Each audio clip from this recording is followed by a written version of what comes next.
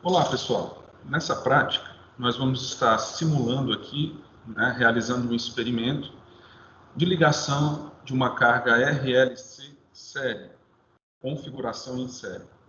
Então, se você observar aqui, nós estamos usando 4 módulos principais.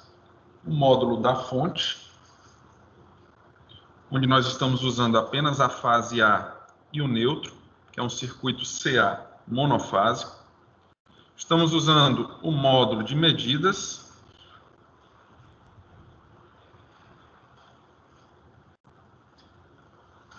Nesse módulo de medidas, nós estamos utilizando os 4 voltímetros e os 4 amperímetros para extrair medidas do circuito. Além disso, estamos usando o módulo de carga resistiva, o módulo de carga indutiva e o módulo de carga capacitiva. Antes de explicar esse cabeamento, vamos verificar aqui o diagrama de ligação. Esse diagrama foi feito da seguinte maneira. Observe que aqui está bastante simplificado. Então, nós temos a fase neutro aqui da fonte. Ligamos ao amperímetro I1. O amperímetro I1 ele vai medir a corrente do circuito inteiro, porque é um circuito série. Colocamos o voltímetro E1, pegando a tensão do circuito inteiro, da primeira carga até a última, pegando todas as tensões em cima da carga, ou seja, a tensão total na carga. Mas, além dessas medidas, nós incrementamos com outras medidas.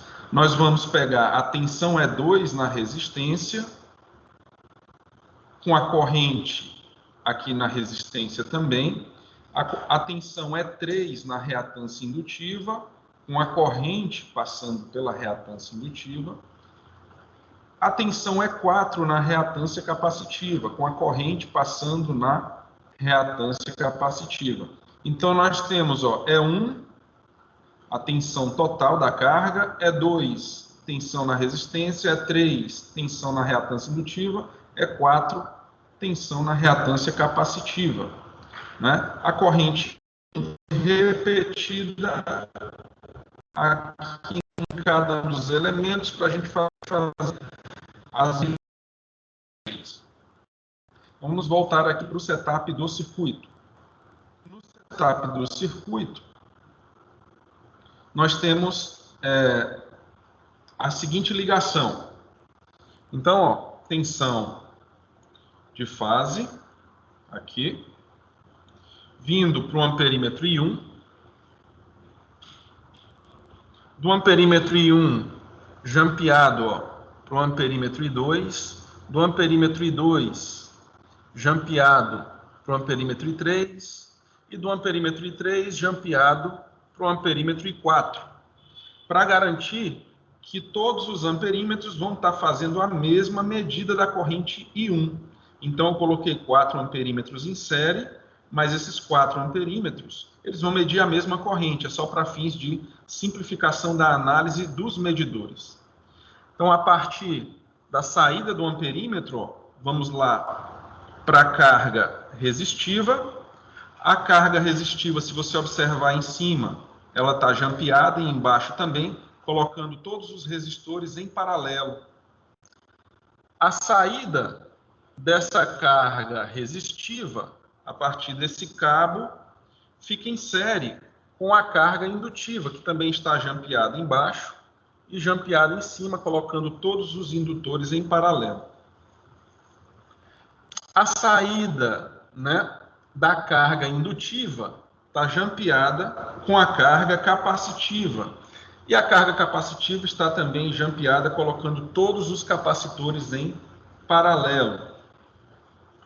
E a saída da carga capacitiva está sendo ligada por esse cabo aqui, até o neutro da fonte, como você consegue ver. Fizemos o setup das cargas conforme o relatório da prática, o modelo da prática, o roteiro da prática. Então, vamos agora fazer as análises relacionadas a essas medidas. Então, eu vou compartilhar aqui a janela de medição.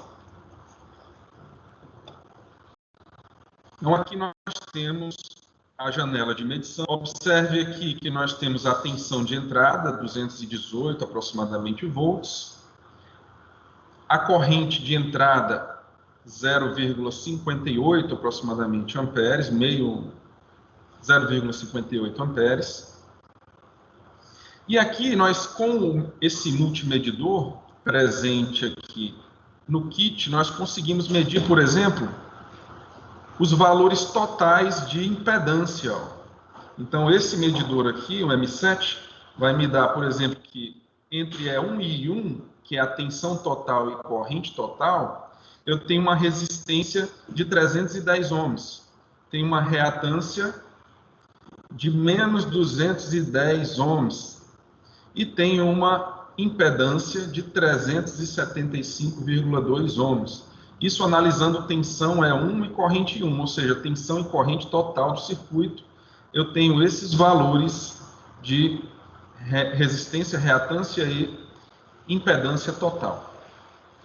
Se analisarmos apenas o circuito resistivo, nós temos aí 168 volts de tensão na resistência, né? A corrente é a mesma, tá? 0,58 amperes. Vamos analisar agora, nessa carga resistiva, quais os valores de impedância. Então, uma carga resistiva, a resistência é 289 ohms. Reatância indutiva, aproximadamente 0, né? E capacitância, também aproximadamente 0. Então, a minha impedância total, que é o Z, muito próximo do valor da resistência, porque essa carga é uma impedância puramente resistiva. Ok? Olhando agora a tensão sobre a indutância, né? A tensão sobre a indutância está de 130 volts de tensão alternada. Então, vamos avaliar na indutância agora as impedâncias, né? Só na indutância. A impedância entre E3 e I3, que é a tensão na indutância e a corrente que percorre a indutância. Então, nós temos uma reatância indutiva de 223 ohms. Temos uma impedância total de 224 ohms e temos uma resistência de 20 ohms, uma resistência baixa, tá? Porque toda bobina tem o seu efeito resistivo. Por isso que a reatância não é exatamente igual à impedância total, né? Que a reatância e a impedância não são iguais porque você tem um efeito resistivo pequeno na bobina dessa associação de indutores. Mas a reatância, então, desse banco indutivo, a reatância indutiva é 223 ohms. Vamos avaliar agora a tensão sobre o módulo de capacitores, lembrando que o circuito está em série. Então, eu tenho 252 volts de tensão sobre o módulo dos capacitores. Vamos analisar agora a impedância nessa carga capacitiva. A nossa reatância está em menos 434,4 ohms, reatância capacitiva. Observe que a impedância é muito próxima, porque a resistência interna de capacitores, né, é muito pequena, ó, da ordem de 1 ponto alguma coisa ohms, né? Essa é a resistência que permite a passagem de uma corrente de fuga muito pequena. Então, nós temos a reatância capacitiva, menos 434,6 ohms. Então, aqui está os valores lidos na experiência da resistência, reatância indutiva, reatância capacitiva. Vamos analisar agora as potências, tá? Então, a potência total ativa da associação inteira, né, entre E1 e I1, está dando 104 watts de potência ativa. Potência reativa, menos 70 var. Potência total, 126 VA, analisando tensão e corrente total, tá certo? Se nós pensarmos em potência apenas na carga resistiva, nós temos o seguinte: né? Apenas na carga resistiva, nós temos uma potência ativa de 98 watts. Uma potência reativa muito pequena, né? E uma potência total, aproximadamente a potência ativa, 98, né? Se nós formos analisar a potência apenas na carga indutiva, é 3,3, nós temos uma potência reativa indutiva de 75 VAR, uma potência total também aproximadamente 75 VA e uma potência ativa muito pequena, de 6,8, devido ao efeito resistivo da bobina. Então, a potência reativa é 75 VAR na carga indutiva. Se nós formos agora avaliar apenas a potência no banco de capacitores, né, nós temos aí menos 146,6 VAR de potência reativa capacitiva. Potência total muito próxima desse valor, né, no banco de capacitores, porque a potência ativa é muito pequena, porque nós não temos efeito resistivo considerável no banco de capacitores. Então, a nossa potência reativa total do banco, menos 146,6 VAR. O fator de potência entre E1 e I1 está dando 0,82, quase 0,83 de fator de potência, tá certo? 0,8, né? Aproximadamente. Vamos analisar agora os fasores, tá bom? Então, analisando os fasores dessa carga ligada, né? Nós vamos ter o seguinte comportamento. Eu vou colocar a tensão, no caso aqui, eu vou colocar a corrente, né, como referência, tá bom? E vamos pegar as medidas da tensão E1, que é a tensão total, tensão E2, tensão E3 e tensão E4. Todas as tensões, e vamos capturar. E vamos avaliar aqui. Então, nós temos a seguinte análise. A corrente I1 está na referência, observe. A tensão E1, que é a tensão total, está atrasada da corrente, né? Então, nós podemos avaliar que aquele fator de potência lido anteriormente é um fator de potência capacitivo, porque a corrente está adiantada da tensão total. A corrente total azul está adiantada da tensão total vermelha. Muito bem. Se nós colocarmos agora a análise, né? Se nós focarmos a análise, considerando a corrente total, que é o fasor azul, e a tensão E2, né? A tensão E2 também é o fasor azul. Se você considerar isso, ó, a corrente está em zero e a tensão também em zero, significa que a tensão e corrente estão em fase, justamente porque a tensão E1 é a tensão na resistência. Significa que esses fasores estão em fase, né? Então, a tensão E1 e a corrente I1, que é o fasor azul, né?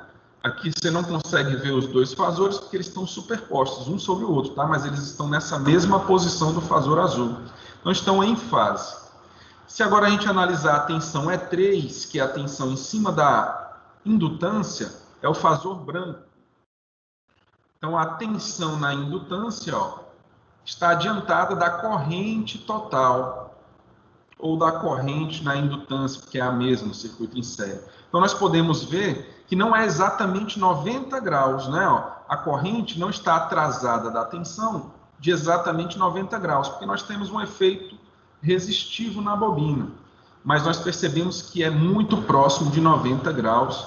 Então, a corrente azul está defasada da tensão na bobina por aproximadamente 90 graus. Professor, mas esse fasor azul é a tensão, mas como a tensão no resistor e a corrente no resistor estão em fase, eu posso considerar que esse fasor azul também é a corrente, tá certo?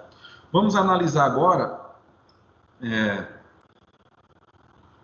o fasor laranja, que é o da tensão E4. Então, o fasor laranja está aqui, ó. Observe que a tensão do fasor E4, né, aqui, está atrasada de 90 graus, quase que exatamente, da corrente. Então, nós percebemos que para o capacitor, a corrente é como se estivesse adiantada, né, na frente, de exatamente 90 graus. Lembrando que os fasores giram no sentido anti-horário. Então, quando o fasor tensão passa pela origem, o fasor corrente passa pela origem, o fasor tensão ele demora 90 graus para também passar. Então, significa que a tensão está atrasada da corrente, no módulo capacitivo, ou a corrente está adiantada da tensão de 90 graus. Ok? Considerando a frequência de 60 Hz. Então, eu creio que seja suficiente para a realização da atividade prática desse relatório que vocês vão precisar fazer, provavelmente, a pedido do professor, né? Trabalhando essas grandezas e apresentando os cálculos que comprovam esses resultados experimentais. Ok? Então, pessoal, essa foi a prática de número 2. Vamos ficar por aqui. Até a próxima prática.